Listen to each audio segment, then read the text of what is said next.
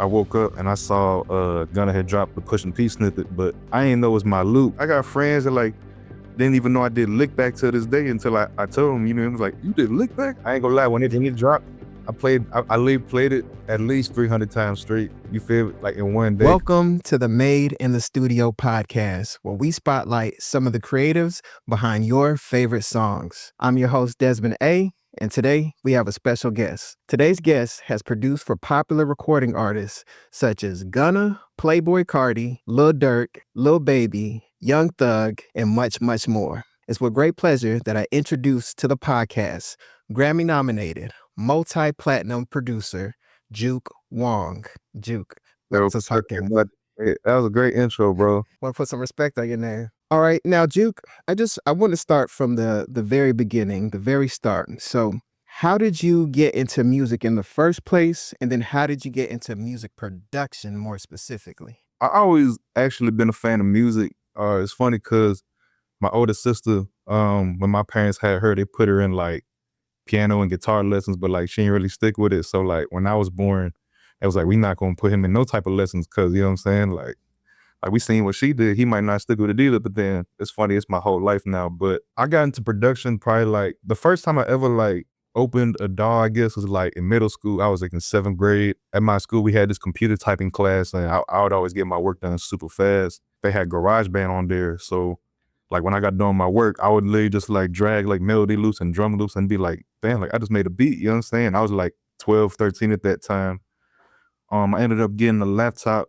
Well, first of all, really, my parents, we ended up getting like a desktop Mac, you know what I'm saying? I was making beats because it had GarageBand too, so I'm making beats on there. You know, my pops were like, I'm gonna get you your own laptop, bro, because like you spending way too much time on this damn Mac. Like I got to pay my bills and you out here making beats and shit. I'm like, I feel you. So my dad got me like, it was just like a regular MacBook, you know what I'm saying? Nothing too crazy. I had GarageBand on there too. So after I got that, I was just working off the MacBook, and then like a year after I got GarageBand and the MacBook, I forgot where I was. I had like 50 jobs in my life. So this is one of them 50 jobs where I was working. I was like, I got enough money to upgrade to like Logic Pro. So I'm like, fuck it, I'm gonna just save this next paycheck and do it. So then I bought Logic Pro for like 200.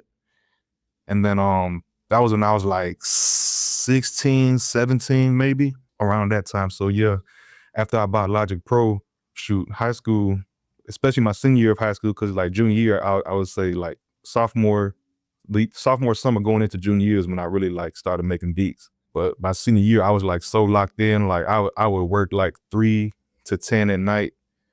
Get home at like 10:30. I could go from like 11 to like 1 or something like that. Sometimes I go like 11 to like 5 a.m. and I got school at fucking 8 a.m. and shit like that. So yeah, after that, it was just, what I'm saying, I was just doing stuff in Chicago for a little while. I was just really just trying to keep getting my name out there, you know what I'm saying? I joined this collective called Rich Vision. It was like this music collective out here in Chicago that had this rapper named Flex Sinatra, who actually, we went to the same high school, but he had graduated like a few years before I ever got there. So he was like buzzing in my side of town. So I was making beats. I'm like, let me see if he'll fuck with some of the beats. So I sent him some beats, and then, he was fucking with them. We started working a lot. And then fast forward to like 2020, COVID hit. I was in school at the time. During COVID, I ended up working at Whole Foods. Ended up meeting one of my coworkers, ended up being one of like my best friends to this day, named Raj. It was like one of my first days on the job, so I ain't really know nobody. He just came up to me. He's like, hey man, like they told me you make beats. He's like, man, like, I do a little rapping on the side, like let's chill after work, like play me some beats and stuff like that. So I'm like, all right, cool.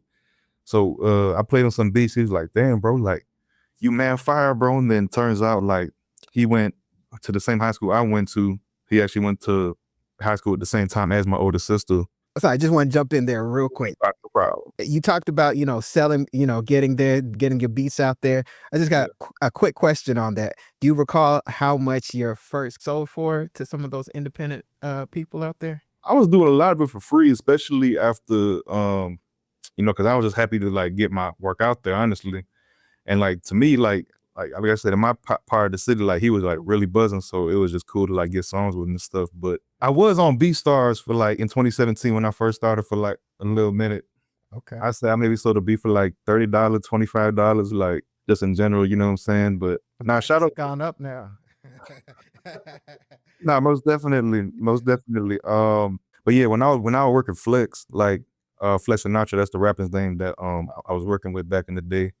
He actually the one that helped me make a BMI, like, to this day I still got that same BMI. So, and he helped me, he got me good on the splits on DistroKid. So yeah, it was all love, you feel me? But I did a lot of it for free, you know what I'm saying? Even if I didn't get paid, like, I feel like I still do music for free, you feel me? Just cause like, at the end of the day, like, I don't know, it's kind of like a therapy thing, you know what I'm saying? Like, so after me and my boy Raj, we linked up, you know what I'm saying? We started kicking it. He told me about this dude named 17 Beats, and that just happens to be my manager today. He a producer too, so you feel me? My boy Raj had connected us. Me and my manager, we linked up for the first time. We made like 5 beats that day. And then from there, we kind of just started cooking, you know what I'm saying? Like every weekend type shit for like a year and a half straight. So literally, like, that's all we would do every weekend, Saturday, Sunday, pull up to the studio and, just cook up. And then I want to say like 5 or 6, 7 weeks into knowing my manager, he was like, hey, like, what you think if I start managing you? I was like, all right, bro, like, you ain't got nothing really to manage right now, but you feel me? Like, why not? You feel me? But so after that, my manager actually went to college with Forever Rollins manager. They went to University of Kentucky together. So at the time, ESTG was like just blowing up. I think he like when I first like got introduced to G, like he only had like 40K follows on Instagram. So my manager sent some of my loops to Roland, and then Roland was like fucking with him. He emailed me back. He's like, man, you too hard. Keep sending me stuff. And then yeah, I just kept working. Me and my manager kept cooking up. I kept sending Roland some loops. Eventually, we got this record called Red Zone. Dang, I forgot what album it was of ESTG's, but it was called Red Zone. And then not too long after that, it was funny enough, I was actually at the gym one night. I was, on this little Stairmaster at like 11 p.m. or something. I'm like, damn near the end of the workout, this man Roland called me. He like, hey, like, listen to this shit. And they was in the studio playing like Lick Back, like an early version of it. So I'm like, damn, like, that shit sound crazy. You feel me? He's like, yeah, like, we got one. And then that was like October 2020, maybe even November. Then fast forward to like March, that's when Lick Back came out. And then that shit, it's so crazy, like, you know what I'm saying? Everybody know me for like Pushin P, but like I got friends that like didn't even know I did Lick Back to this day until I told them, it was like, you did Lick Back? I was like, yeah, for like that was like one of my first big, you know what I'm saying? Cause man, like being like, I was like what, 20 at the time, 21. So just seeing like the music video having like 30 million views, I was like, damn, like that's kind of crazy. Like that shit kind of low key going nuts, you feel me? Mm-hmm. And then shit, Future and Thug hop on the remix like later that summer. And then shoot, like I told this story so many times. One night I was going to go to work at Home Depot. I woke up and I saw Gunna had dropped the Pushin P snippet, but I didn't know it was my loop. So I'm like, and I'm half asleep. I just woke up. I'm like, damn, that shit sound kind of decent. So like, I'm trying to go back to sleep. And I realized I'm like, that's low key. Like that sounds familiar. You feel me? Like, why does it sound familiar? So I'm like, I woke up, check all the loops I sent Weezy, and then I seen that one. I was like, damn, like that's wild. So I took a manager. I'm like, bro, like that new Gunna snippet, like that's my shit, bro. Like, and then yeah, ever since Pushin P, man, life's just been a trip, man. I'm not gonna lie. One thing I have noticed about your music, just when I've checking things out and watching your cookups, I can tell that you're not just doing music just to do it. It's something that's you're putting your energy into it. It's like you're communicating your maybe your thoughts, your feelings into the music, and it translates. So I definitely wanted to. Oh man, I really appreciate that, bro. Like that means a lot to hear that, bro. Like, damn. One thing you mentioned when you was telling your story is you meeting your manager, and Yeah. some producers. You even mentioned, I may not have something to manage. So when would you say a producer should start to seek out management, or should they just try to do everything on their own? Oh man, that's a good question. I feel like producers should get a manager first and then like build with them, you know what I'm saying? Especially if their manager like is already like kind of knows the ins and outs of the business and the industry. Not saying they have to like right away. Like me and my manager literally learned this shit together, like, cause we met before any of this popped off. So like literally when Pushin P came out, it was so much shit like me and my manager had to learn like in a short amount of time within the span of like literally like 5 months about the business and the industry and shit. Like, and, Pushin P was buzzing, so like somebody's hitting my phone every day, like, hey, let me sign you, you know what I'm saying? I feel like me and my manager have the same goal where it's like, for now, like we still work because like music takes up so much of my time, like where I need to be distraction free cooking up, and like he's free to able to handle like the business side of it. So, but eventually I feel like we both have the same, we even talked about it. It's like eventually later in life, you know what I'm saying, when I'm older and stuff, he'd be like, man, like I want to get to the point where like I don't need to manage you, like you can manage yourself. You feel me? Because shoot, I know Charlie Handsome. I met him shit my first time at LA. He's a GOAT, by the way, you know what I'm saying, if you don't know him. But he told me like he just manages himself, but he's been in the game so long and he has all the knowledge to like be able to do that like smoothly and confidently. So eventually I want to get to that point. But hey, when it comes to finding a manager, man, like you gotta build with someone like you really like have a genuine connection to, you know what I'm saying? Like obviously I know I've been in a blessed position because, you know, me and my manager, like I said, we built this whole shit up together. So, you know, I feel like my case is very like kind of unique, like lucky, I guess, because not everybody gets that same opportunity to where it's like they meet somebody, they just genuinely click and have a vision for like what they want to do. And you know what I'm saying? So just finding someone like you can actually trust. Absolutely, absolutely. Yeah, and you're real fortunate because it's like you guys have the business side and the personal side, and not everyone has that type of dynamic. So Yeah, you understand? So that's why I feel very blessed and lucky, like every day, just shoot to live the life I do, man. You know what I'm saying? with Pushin P, you know, of course, it's a very big record. Right. One thing that happens to a lot of producers, or more specifically, people who call themselves loop makers, is they kind of have a fear of people like possibly taking their loop and not really like crediting them properly. So, what advice would you have for that producer out there who's like, I want to be as big as Juke, but I don't want to put my stuff out there. I'm afraid this is going to happen. What are your thoughts around that? I would say, man, like, shoot, to this day, like, sometimes songs come out and, like, I don't even know I'm on them till they come out, you know what I'm saying? That's just I feel like a product of the game at this point. But what I can say is, like, as far as getting stuff out there, man, like, this is what I truly believe. Because, and this is speaking from my personal experiences about my life and how it played out. But I feel like when you get to the point where, like, when you really know, like, your shit is, like, dope and unique enough to, like, stand out, as opposed to, because, you know, when you start producing, of course, like when you start, you're gonna imitate everything like that you like. You know what I'm saying? Like when I started, I was trying to make lo-fi beats for some reason. I don't know, you feel me? So I was trying to make like lo-fi boom bap beats. Eventually, you know, Future and Metro dropped that fucking What a Time to Be Alive with Drake. And then that inspired me to make trap. And then from there, I tried to imitate Southside, Weezy, and, you know, everybody, you know what I'm saying, down to the T, where it's like, now I'm trying to sound like these guys. But when you find your own voice and like, you know that it's like dope and unique enough and that it stands out and it don't sound like, it only can sound like that if you made it, you know what I'm saying? Like, I feel like the right opportunities will like present themselves to you, because honestly, like around that time when I met my manager, that was around the time where I was like, damn, like I'm low key like actually kind of good at this shit, bro. Like I don't know how to describe it. You know what I'm saying? It's like I just felt like, man, like if this what I'm making right now, like give me a year of consistent work and like let's see what I can make in a year. You know what I'm saying? Like with everything I've learned now and everything I will learn later. You know what I'm saying? So yeah, I just feel like when your shit is like just dope and unique enough to stand out, and you know it, you know what I'm saying, you just need that like that platform, a way to get it out. I feel like that's when the right opportunities will present themselves, because once I like clock that about myself and like I'm actually kind of good, like that's when fucking me and my homie started hanging out, you know what I'm saying,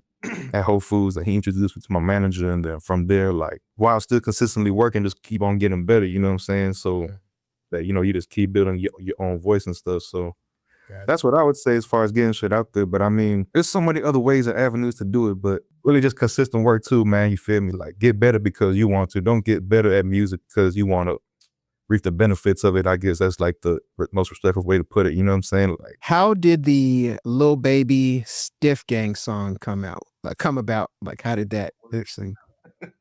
hey, I'm glad you asked that question, man, because nobody's really asked it. And that's actually like my favorite song I've ever produced up to this point. I'll tell you why, because so Mixtape Pluto had just came out. At first, I was told I only had like 3 on there, I think, you know what I'm saying? And I found out later that I was on the outro too, so I ended up having 4 on Mixtape Pluto. And I was like, damn, like, I think I don't know if I had already booked it at this point, but like, I had this trip to Japan. It was like a 6-week trip from like end of October to like early December type thing. So I went out there to Japan after Mixtape Pluto dropped, because I'm like, I just got 4 on Future album. I could do a little something, you know what I'm saying? I can take a little trip. So I'm in Japan. This is probably like 2 weeks into the Japan trip. You know, in Shibuya, where like the big crossing, you know, where everybody be going to and shit. They got a studio that's like literally like a 5-minute walk from that, and that's where I would lock in most nights, that trip specifically. The reason why Stiff Gang is my favorite song is because like one of them nights in Japan where I was just like, damn, like, cause that was the first time I ever took a solo trip, you know what I'm saying? Like, first time I ever took a solo trip by myself, and just being in Japan where I can't speak the language, but you know, I know how to get around because I had been there with my sister like before that, but you know, being there by yourself is a different vibe. So, you know, I feel like at the 2-week point, I was like, low-key feeling like the isolation, I guess, because, you know, I'm not really talking to nobody. I'm calling my friends back home because I don't know how to speak Japanese. I wish, you feel me? But so I was just, it was a whole lot of range of emotions. I was feeling like isolated, kind of sad, not like super sad, but like, you know what I'm saying? Just, you know, being away from everything that you know, especially during that time, because I went during like Thanksgiving and stuff like that. This was like November like 10th. So I was in the studio that night. Funny enough, you know about the show Attack on Titan? The composer for that show, for the soundtrack, was like still is one of my biggest inspirations to this day. But especially during that time, like he really inspired me to like go the whole orchestra route with my shit. So while I'm in Japan, I'm like, I want to make shit like Attack on Titan and like that orchestral sound and shit. So this is one of the songs on the Attack on Titan soundtrack. There's a texture, like a bell texture in there that you can find on Omnisphere. So like I started with these like piano chords, and I'm like, let me add them Attack on Titan bells, and then, you know, I add everything else after that. And I was filming a documentary at that time called Made to Inspire. It's like on my YouTube channel if you ever want to go watch it. I actually filmed that whole thing, like of me, the process of me cooking up the Stiff Gang loop. But like when I finished the loop, I was like, like it's all right. You feel like I ain't feel like it was all that. You feel me? If I'm gonna be honest, I really thought that shit was kind of weak. I was like, I don't know. You feel me? Like it's not like grabbing my attention, I guess. You feel me? But you know what I'm saying? I was like, so I deleted the footage. I feel like an idiot. I was like, fuck. I deleted the footage. I was like, damn. But at the moment, right? I'm just thinking. I'm like, it's all right. Like, you know what I'm saying? And then while I was in Japan, I was still sending the Weezy like every week. You know what I'm saying? So I guess during that time, shoot, Baby was damn near just like finishing recording the album. So Baby's former engineer Zeus told me this actually, but when Baby recorded Stiff Gang, Zeus told me, he was like, you know, like Baby usually record really fast, right? But he was like, man, Stiff Gang, he damn near did that shit in like one take. And at the end, he was like, nah, this shit going on the album. And I was like, damn, so like it was a real buzzer beater, you feel me? So, but the reason why that song means so much to me is because, you know, 2020, you know, Baby and Durk dropped that Voice of the Heroes. That was so hard at the time, you feel me? That was like the soundtrack to my life. So even before that, my turn, like Lil Baby was always like my favorite like new gen rapper, you feel me? So this Lil Baby on the song, he snapped. Like I personally feel like that's top 5, maybe top 3 Baby songs of all time, you feel me? In my personal opinion, you feel me? But so it got literally my favorite rapper going crazy on the beat. It's my melody, and then it's also Weezy and Southside on the drums, where it's like those two are some of my biggest and still are some of my biggest inspirations, you feel me? With this whole like trap thing. So, and with the sound, you know, that I took from Attack on Titan in the same beat, you know what I'm saying? It was the exact sound that I wanted to go for. It was like that anime orchestra type shit, you feel me? And I made it in Japan, you know what I'm saying? So, man, it's like a whole like web of interconnected things when it comes to that song. It just like makes it special, you feel me? Yeah, I was just about to say, man, everything really came full circle. Your production inspirations, your inspirations being in Japan, the inspiration of one of your favorite rappers, and you know, everything came together. Then, bam. Yeah, and man, I never thought about it that way until now. How you just said it, like I feel like that's why it resonates with me so much, because it was literally like a full circle moment of everything like in my life. So it was like, yeah, that's definitely probably why. I'm glad you asked that question, man. You feel me? Yeah, Stiff Gang definitely one of my underrated tracks, I feel like. Now, there's a song that you did. This is a song that I listen to all the time in the gym. And Yeah. I've always been like, man, this song is fire. And I now I see it. You know, you work on it, man. Blums, Oh, you okay. Yeah. You so, talking about so, Stiff Gang? it's no, it's actually Future Oh, okay. Plutoski, the Plutoski song. I listen to that Yeah. song all the time, man. Hey, man, I appreciate you. Hey, you know, it's so funny. That's like the song that comes up the most when I ask my friends. I'm like, what's your favorite song I done did? Plutoski's blowing them boys out the water.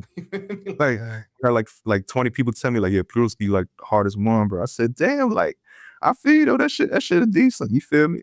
Yeah, man. So how exactly did that one come together? Was that like a loop or how exactly? Yeah, that was funny enough, that was what, January, like, 2024. I actually made Plutoski in this room in my studio in Chicago. So back then, I was a little bit younger, you feel me? I had a little bit more energy, so I was just cooking up all night, 10 p.m. or 11 p.m. to like 6, 7 a.m. So I was just up cooking here. I started with the piano. I was just playing around on this MIDI right here and then just like messing around on it. Ended up getting that like that piano melody that you hear. And then after that, at the time I was still trying to like, cause see when Stiff Gang came out, I feel like that's when I had perfected like that orchestra sound, right? But I feel like Plutoski was like, cause I really started working on the orchestra sound when I met my manager in 2020. So you feel me?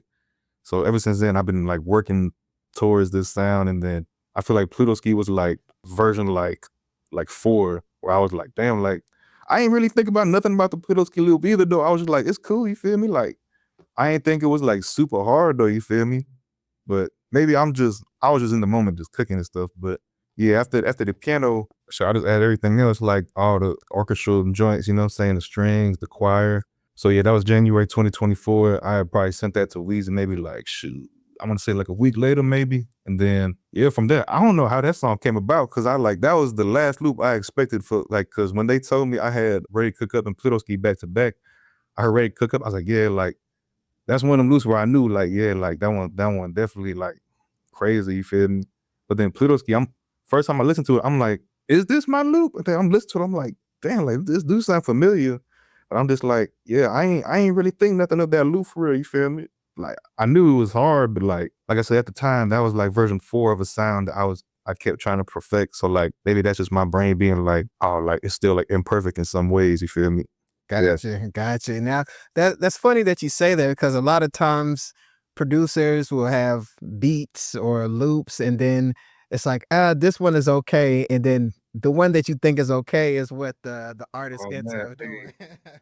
Tell me about it. That's man, it's every time, man. Not every time, but especially with Pushin P, like I ain't like that loop when I made it, you know what I'm saying? So Wow. yeah, so I was like, man, this loop kind of weak, but I'm gonna send it anyway, you feel me? But that's really how the name of the game goes. Usually like the ones you least expect is the ones that end up becoming them records, you feel me? Moving forward to Young Thug and Lil Baby, Pardon My Back. So that's when you produced that one by yourself, correct? Yep, yes, sir. And sometimes in the game, people like to pigeonhole people, loop maker versus producer, or Juke is the loop maker. I'm sure you don't have to deal with that so much these days, being pigeonholed as a loop maker. People probably see you more so as a producer now. So what was it like to have that solo production? Like when you hit play, you heard it. It's like, okay, this is 100% me. Did it feel any different, or did it not Oh really? yeah, no, it definitely felt different. I ain't gonna lie, when it dropped, I literally played it at least 300 times straight. You feel me? Like in one day, because I was just like, I mean, it's like the story behind that song is so funny because my parents, they had went to San Francisco for like a week. I had a setup in the kitchen, you know what I'm saying, just like some Rocket speakers and then interface in my laptop, and I was just cooking at the kitchen table, and I forgot what time I made this one. It might have been like late at night, early in the morning type thing, but I'm just at my kitchen table. I'm just making this melody. I'm like, I had just got that plugin that like not too long before, like I made part of my back. I got this plugin called East West Opus during the holidays. It had like a holiday sale. So I was like, might as well, you know what I'm saying? So I got it. I started messing around in it, you know what I'm saying? Just fucking with all the sounds and shit. Ended up making that little string melody. And then, I added the vocal and shit and the brass or whatever after that.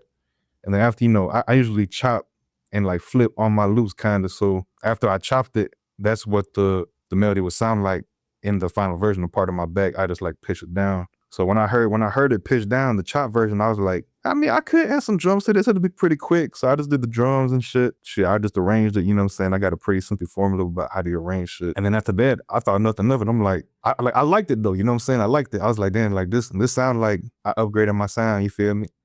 So then I was like, I was just sitting on it, and then shoot, one day, Lil Baby engineer Zeus, he also from Chicago too, so he had text me. He like, "Hey, you got any beats for Baby and them tonight? Like, I'm gonna be with him tonight." So I'm like, "All right, bet." So I was going through all my recent shit, and yeah, Baby and Thug had picked that beat, and you know what I'm saying? And he told me, I was like, damn, like, what beat did they pick? And he told me that beat. I was like, damn, like that's kind of brazy, you know what I'm saying? So yeah, that one mean a lot too though, just because like when I first did like, yeah, like Pushin P and Lick Back and all that, I feel like on the like corporate side of like, you know what I'm saying? Cause I just got signed to like Sony.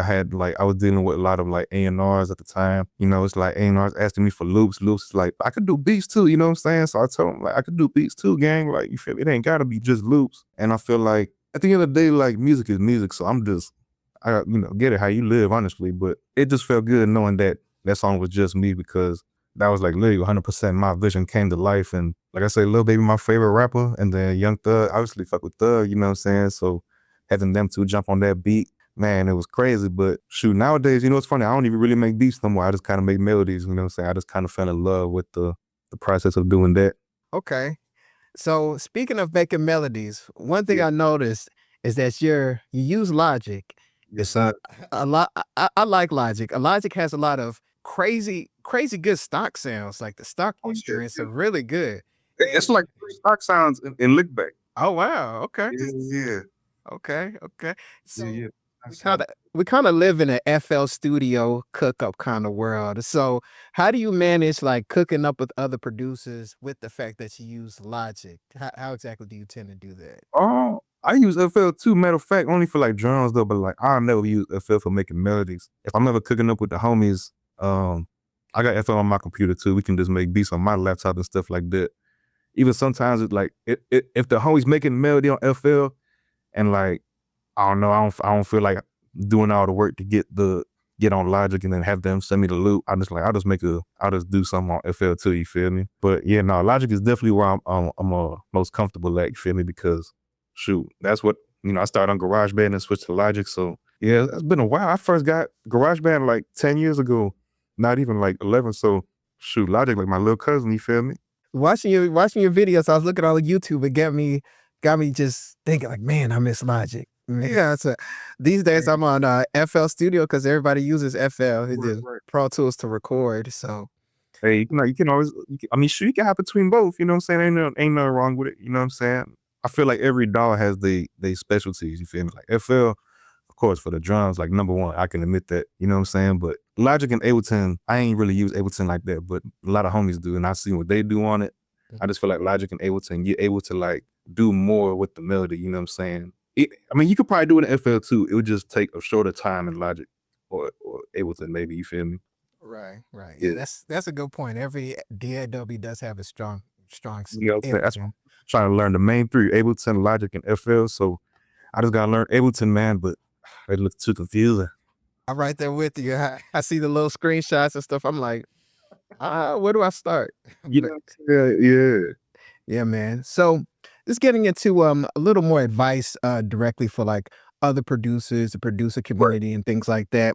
So what's one mistake that you hear in new producers' beats that you just tend to notice? What's one little thing that you hear? You're like, "Ooh, I can notice that. That tells me that you're a newer producer, and I'm noticing a pattern of this thing in new producers' beats." I'll say like quantization. Is that how you say it? Quantization. Nah. Yeah, yeah.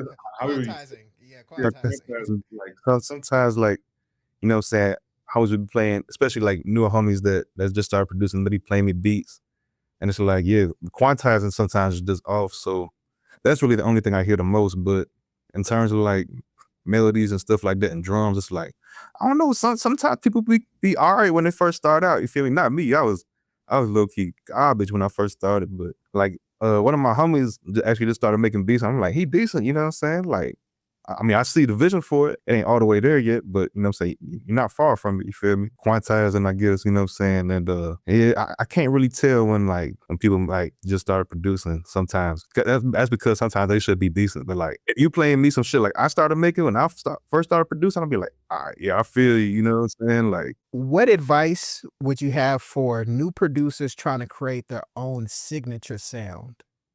oh, that's a great question, bro. So like I said, Attack on Titan was like my whole like North Star kind of thing, you know what I'm saying, back in 2020. So that's just something I like really gravitated to. And it was on my mind day and night. I would listen to the soundtrack. Shoot, when I wake up, when I drive to the gym and work out, while I work out, you know what I'm saying? After I work out, driving home, you know what I'm saying? It was just always a constant like repetition of just listening to it and studying it. So this just because that's something I really gravitated towards. So for finding your own sound, man, really, I feel like the best advice I could give is that, find for what Attack on Titan is to me, I feel like find what that is to you. You know what I'm saying? So like whatever like show or like soundtrack just had the craziest soundtrack that you know what I'm saying, you heard or that's your favorite, just like literally study it day and night, you know what I'm saying? Like, cause that's what I did. I literally studied the whole soundtrack day and night. But yeah, once you study it to that point, and especially like if it's something that genuinely excites you, it won't be hard to do, you know what I'm saying? So like Benny Hicks, for example, like, you know what I'm saying, he's inspired by like synthwave stuff and you can hear it in his music, you know what I'm saying? So Right. so you feel me? It's just all about having that root like inspiration that starts as a seed, and then like, once you find the one that like you feel like resonates with you the best, then that's when you like expand on it, you feel me, and grow it, you feel me? Okay. Yeah. Yeah, that makes sense. That makes sense. It's like sometimes producers are like afraid of their own inspirations and they try to like instantly try to copy what's popular out. For what I'm hearing from you, it's like embrace your inspirations and use that to motivate you to kind of help Right. craft your own sound. So, Yeah. yeah. No, exactly, because I mean, it's only one you in the world, I feel like, unless we got doppelgangers, I don't know, you feel me? I've low-key seen some people that look just like, you feel me? I'm just like, that's kind of weird, bro, but you know what I'm saying?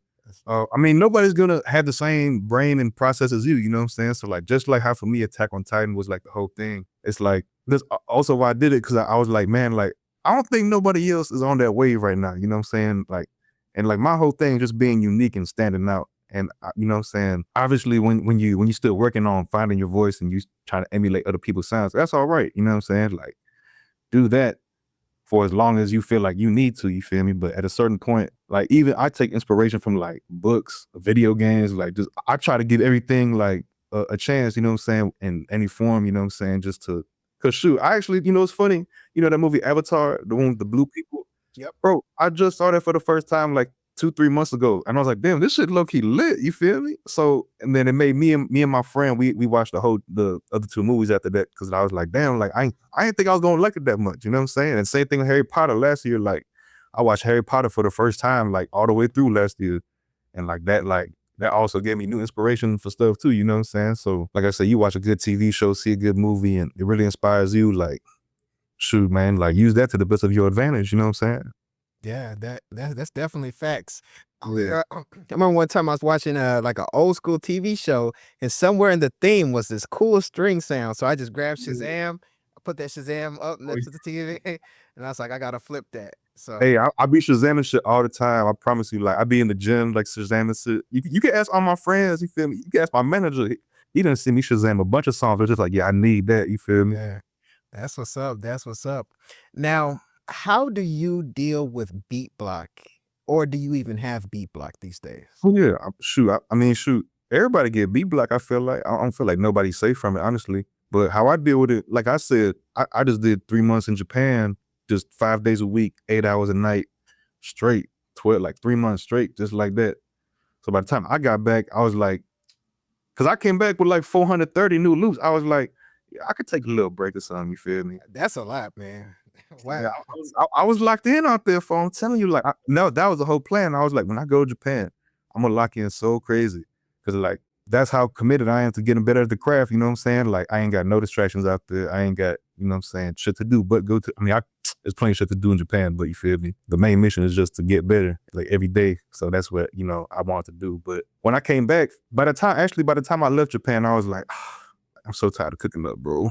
I was like, bro, I've been cooking up 3 months straight, 8 hours a day, 5 days a week. Like, I'm gonna take a little break. So, I mean, yeah, honestly, just like really committing to taking time off, like of music. Don't even like open a door or nothing like that. If you really feel like you got beat block, sometimes it's better just to not even force it. You know what I'm saying? And it felt weird for me because this last break that I took was like a month and a half, bro. And that was the longest break I've taken in years, bro. So like it felt weird. Like by the end of that break, I was like itching to cook, start cooking back up, but saying gotta shake the rust off a little bit. But now that like I've been cooking up consistently again, and you know what I'm saying, I've been getting back in the flow of things, and Like lately, I've been at this studio for like the past week, just going nuts, like every night, you know what I'm saying? Like sometimes I lose track of time. I'm like, dang, like it's already like 7 a.m. I've been here since like 10 p.m. last night. Like, you know what I'm saying? Like Wow. I just cooking, bro, cause like I don't know, like, obviously taking that break off of music makes me appreciate it more now, cause it's like, okay, like I had the time to lock in crazy. I had the time to really like dedicate myself to the craft in Japan. I had time to decompress and, cause also, man, like during the end of my Japan trip, I found out I had recouped my Sony deal. So that meant a lot to me, cause that was like the whole goal for a long time, which is like, man, recoup that deal, you feel me? Because you don't want to be stuck in one forever. So I recouped the deal, you know what I'm saying? I got back and I was like, damn, like if I wanted to today, I could stop doing music, you know what I'm saying? If I like, cause I recouped my deal, it's like I ain't got no really obligation anymore to keep doing this unless I want to, you feel me? And I pondered it. I was like, maybe I should just like, step away from it. I don't know, you feel me? Because at that point, I had cooked up so much heat in Japan. I was like, I don't know. Like I was just burnt out. So I was like, man, maybe I should just be like LeBron and retire or some shit. You know what I'm saying? But sure, I actually just got this new MacBook the last week of my break. So I was like, nah, like I still got a love for it. And I honestly don't know what else I would do besides music at this point in life. So yeah, man, for B Block, I know that was long, but like for B Block, man, really just like take a step away from it, bro. Like you ain't gotta force yourself, man. Like as much as it seems like, like, oh, I gotta make this shit happen now. I gotta make this shit happen now. Like I feel like everything is also about timing too. Like when it's your time, like can't nobody really stop it. You feel me? But sometimes, all the time you gotta work for it and you gotta like just be patient, you know what I'm saying? So cause the way I look at it is like, okay, I make an idea right now. I make the idea, I send it to Weezy. Weezy has to like it, or whoever I send it to. They do the drums, they present it to whatever artist has to like it. Then it has to go through the process of getting chose to be on the album. Actually, you know what I'm saying, getting decided to be releasing, all it's like a whole, like, it's like, yeah, like a chain of events. I guess that's the best way to say it, where it's like from the time you make an idea, from the time it hopefully drops, it has to go through a lot to get to that point. So like just being patient and just waiting, bro, because you know what I'm saying? Like you never know when it's your time either. That's one thing I've learned. Like when mixtape Pluto dropped, you know what I'm saying? I'm like, damn, like, I hope I got one on there. And then I heard the Ray Cook Up snippet. I'm like, all right, well, at least I got one snippet. And then shoot, ended up having 4 on there. Then with Lil Baby album, I only got paperwork from one song. Turns out I got 3 on there. So I'm like, damn, like this is crazy. And then the Carti thing and then everything after that. You really never know when it's your time, you know what I'm saying? You just gotta be ready for it when it comes. But yeah, as far as beat block, man, like just don't be afraid to take time off and go live some life, man. Cause like that's how you make good music. You gotta like live good experiences. Now, you've worked with a lot of very talented producers out there. You're a very talented producer. So, Thank what is one common trait of successful producers that you've noticed? Like, okay, I've noticed that all these guys they do this, and then the people who aren't so successful they don't have this. So, what is that this thing that they tend to have, or you guys tend to have? Man, that's a good question, dog. I would say as simple as it sounds, I feel like it's just the drive to keep getting better, you know what I'm saying? Cause like it's like sometimes like, you know what I'm saying, if you don't look at it from like a bigger picture perspective, you know what I'm saying? I feel like you can lose track of like why you do this, you know what I'm saying? Because when I think about my 18-year-old self, if I were to tell him now and like, yeah, bro, like you have 4 songs on a future album, he's gonna be like, bro, like you live for life, like retire, boy. Like go, you know what I'm saying? And it's like you did it, you feel me? Like you made it, you feel me? But when I look at it now, it's like, okay, yeah, I did do that, which is also amazing. And I'm very blessed to be able to do that. At the same time, when I was taking a break from music, I was like, dang, like should I retire? Because I was like, everything that the 18-year-old version of me wanted to do in the music, like literally did it. You know what I'm saying? And in a short amount of time too. So I was like, I don't know, like what else I'm gonna do this for? You feel me? But then I realized it's like I enjoy the process of like getting better each day. You know what I'm saying? Like it gives me something like a purpose in life. You know what I'm saying? Just to, because if I wasn't doing this, I don't know what I'd be doing. Like I said, so all my friends, I like to hang around people who had that same like mindset. Just like I want to get better, bro. You know what I'm saying? Like this is what I do. I want to be the best that I can be at it. And it's like, man, back in the days too, especially when I first signed my deal with Sony, I'm going to these artist camps. They talking about, yeah, like we started with shoot like 10 p.m. at night. We're gonna be here till 10 a.m. in the morning. I'm like, boy, I'm trying to go to sleep.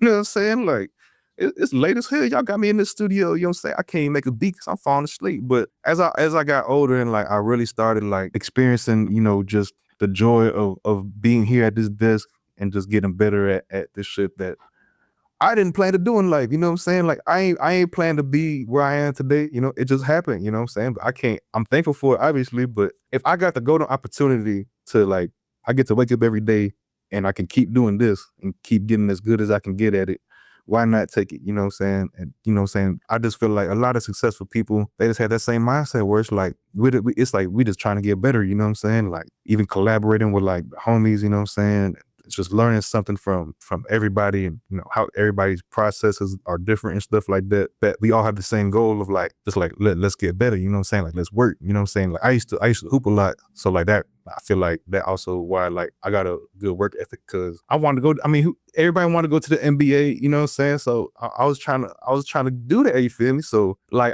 I got this tradition, bro, where it's like when New Year's Eve going into the New Year, like. Back then when I was a kid, I used to be in the gym just like getting enough shots because, you know, going into the new year because I wanted to do basketball. But obviously when I started doing music, I was like, all right, that every New Year's Eve going into the new year, I'm gonna be in the studio like when the new year hit, when like I'm gonna be working when that shit hits, you know what I'm saying? And I've been doing that for the past 5 years now. Well, I've been doing it forever since I was like 12 for basketball, but music wise, I've done it for like 5 years now, where it's like that, you know what I'm saying? Every time when the clock hits the new year, right on the dot, I'm in the studio working, you know what I'm saying? And that's just a tradition to keep me like grounded and disciplined and like, you know what I'm saying? Like how bad do you want to get better? You know what I'm saying? Like people say they want to get better sometimes, but are they actively showing it? You know what I'm saying? And I'm trying to be actively showing it like to myself more than anybody, you know what I'm saying? So Right. Right. Okay. Yeah, that makes sense. Speaking with your actions. yeah. And so you've worked with a lot of the hottest people in the music game. So let me ask you this. Who would be your, other than who you've already worked with, who would Right. be your dream placement? Like if I got with this person, man, I'd be so excited. I got like, can I name multiple people? Yeah, yeah, absolutely. Man, so obviously Drake, you know what I'm saying? You know, Drake was like the soundtrack to my life growing up. Kanye, obviously just being from Chicago. And then J. Cole, I wish he didn't retire after the fall off, but damn, you feel me? I love J. Cole. Kendrick would be nice too. Obviously, you feel me? I fuck with Kendrick. And Childish Gambino, that's probably like top 5. Childish Gambino really like because the internet was like the first form of like media or entertainment or art. I should say, yeah, first form of art that like really inspired me to like I was already creative before that, but that was like it was like he brought me into his world and I saw what he was able to do with it. So I was like, I want to do that too. Like I want to build my own world and you know have people like come into it and be like, damn, like this shit kind of cool. You feel me? I could definitely see with Childish Gambino. I think that would be a nice little cool fusion of sounds and fusion Oh, of styles. oh man, thank you, man. Yeah, I hope so, man. That'd be dope. Yeah, speak into existence. So, where do you see your music career in the next 5 years? That's a good question, bro. I've been thinking about that a lot recently.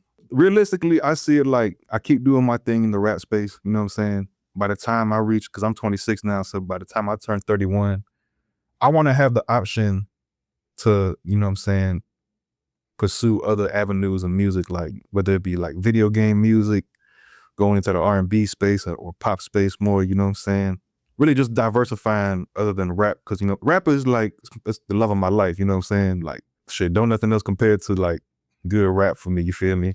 At the same time, I feel like you also gotta explore different things, you know what I'm saying? And just challenge yourself, because obviously I'm good at the rap thing now, but it's like, once I get as good as I can get at doing this rap thing, I definitely want to go do some other like music, you know what I'm saying? Like eventually I really want to start doing jazz music by the time I get to like 40s or 50s, you feel me? So, but in the next 5 years, man, I just want to keep doing my thing in the rap space and just keep, you know what I'm saying, getting out songs and keep shit, building my catalog with, you know what I'm saying, with all the homies and shoot, feel me, just keep making legendary hard stuff, you feel me? All right, absolutely, absolutely. Now, Juke, what projects do you have coming up? I got this follow-up documentary made to inspire. It's the continuation of the last joint. I don't know when it's coming out. I'm gonna be real, but like I'm working on it though. You feel I got all the footage, you know what I'm saying? It's gonna cover like from the time the last one ended in December 2024, it's gonna pick back up within like 2020, basically all of 2025. So yeah, that's something I'm working on. But and as for the music, then you just gotta wait and see, man. I don't know, you feel me? Now, where can people reach you online? So you can find me on Instagram at Juke Wong, JUKEWONG. My YouTube page is like at Young Platypus. You can just type in Juke Wong on YouTube. My shit will come up. But yeah, that's about it. That's all I got. Is just Instagram and YouTube. Okay, perfect. And ladies and gentlemen, listening to the podcast on audio, or if you're watching this on YouTube as well, I'm gonna have links to all of Juke's stuff so you can click on it, check him out, subscribe. If he has anything on there to buy, any kits or anything, make sure you guys go ahead and support him as well. Juke, I definitely appreciate you for giving your time to the Made in the Studio podcast. And I just want to ask, what are some last words of encouragement you want to give to the producer community? Yeah, you're gonna get discouraged, man. Like, you know what I'm saying? It happens to everybody, bro. Like to this day, I still get discouraged, you know what I'm saying, from like keeping going on and shit, you feel me? So it's just about fighting that, you feel me? Like there's days where you're gonna be unmotivated, uninspired, and like sometimes you may not make the best loop. Sometimes like 3 days in a row, you may not make the best shit.